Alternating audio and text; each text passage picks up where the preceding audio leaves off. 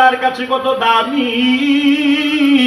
এই জন্য চেহারা দেখে বিচার নয়, গায়ে কেমন জামা আছে সেটা দেখে বিচার নয়, সম্পদ কত বেশি আছে, দুনিয়ার কোন মানুষ তার কথা মতো উঠে আর বসে, ওই দিকে বিচার করা হবে না রে বাবা।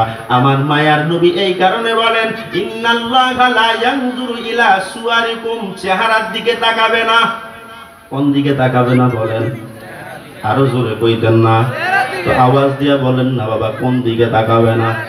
চেহারা চাইয়া আল্লাহ তো বিচার করবে না। কারণ আপনি যদি কাউকে কালো বলে দূরে সরাইয়া দেন, হতে পারে ওই বান্দাটা আল্লাহর কাছে বড় দামি মানুষ। ঠিক না রে? বলেন না? অনেকে আছে দেখতে বড় সুন্দর, খুব মূল্যায়ন করলেন, কবরে যাওয়ার পরে দেখবেন তার আযাবটা কেমন হয় রে বাবা। দুনিয়ার মানুষ শুধু বাহ্যিক দৃষ্টিকোণটা দেখে বিচার করে, কিন্তু রব্বুল আলামিনের বিচার বাহ্যিক দৃষ্টিকোণ থেকে না। রব্বুল আলামিনের বিচার হলো ভিতরে কি আছে।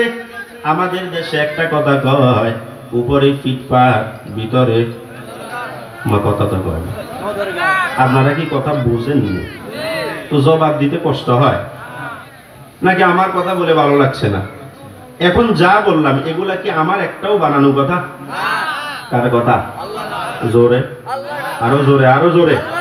এত মানুষ এখানে আছেন, আপনারা জবাব দিলে এই বাইপাসের সব মানুষগুলো আশ্চর্য হয়ে দেখতে আসার কথা এখানে কি ঘটে। কিন্তু মুসলমানের আওয়াজ দিন দিন দুর্বল হয়, এই কারণে কাফের মুশরিক বেদিনের কাছে দুনা খাইতেও বেশি দেরি হয় না।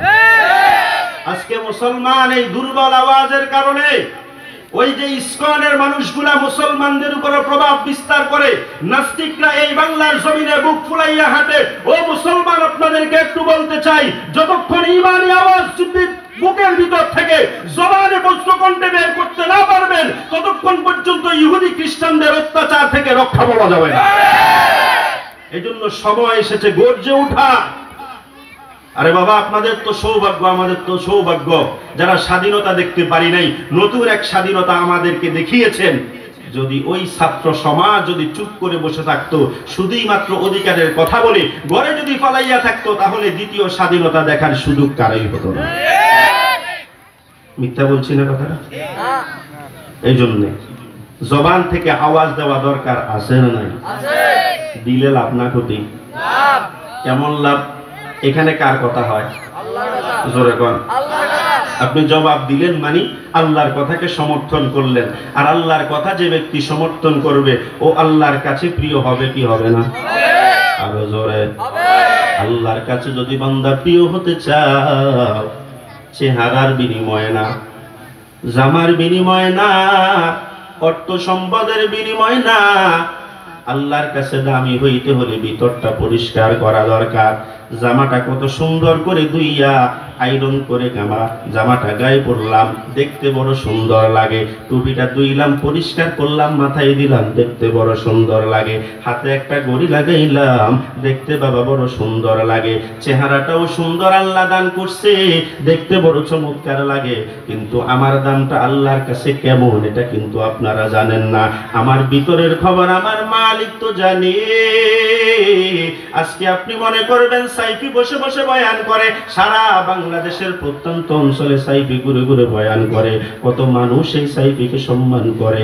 এই সম্মানটা সাইফির বাহ্যিক দৃষ্টিকোণ থেকে, সাইফির গলার আওয়াজটা শুনতে বড় মায়া লাগে, বড় ভালো লাগে। এই জন্য ছাতক পাখির মতো মানুষ বয়ানগুলা শুনে। এরে বাবা, এটা আমার ক্ষমতা না, এটা আমার অহংকারের বিষয়ও না, এটা আমার মালিকের দেওয়া সুন্দর একটা কণ্ঠ দিয়েছেন বলে আজকে সুন্দর করে কথা বলতে শিখেছি।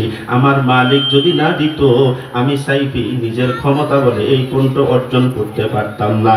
এই ডালুয়া অঞ্চল কেন, সারা বাংলাদেশের এমন কোন এলাকা নাই যেইখানে সাইফির কদম পড়ে নাই। এই সাইফিকে সম্মান আল্লাহ পাক রব্বুল আলামিন দিয়েছে। দুনিয়ার সব মানুষগুলি সাইফির বিরোধিতা করে, এখান ক্ষেত্রে সাইফির বিন্দু মাত্র কিচ্ছু হবে না। আবার সাইফির সবাই যদি পক্ষে থাকে, কিন্তু মালিক যদি সাইফির বিপক্ষে দাঁড়াইয়া যায়, দুনিয়ার সব মানুষ মিলেও একসাথ হওয়ার পরেও সাইফির মান মর্যাদা কেউ কিন্তু বাবা বাড়াইতে পারবে না, ঠিক না বেটি? আকে কত সে তু দুনিয়া বে খবর হায়, দুনিয়া কি নুমাইশ ফর নজর হায়, নবী গোয়াম কে আজ দুনিয়া জুদা বাস, বহার কারে কে বাসি বা খোদাবাস। বলতে চাইছিলাম চেহারা আর মাল দাপট দেখে কারো সম্মান বাড়ায় না।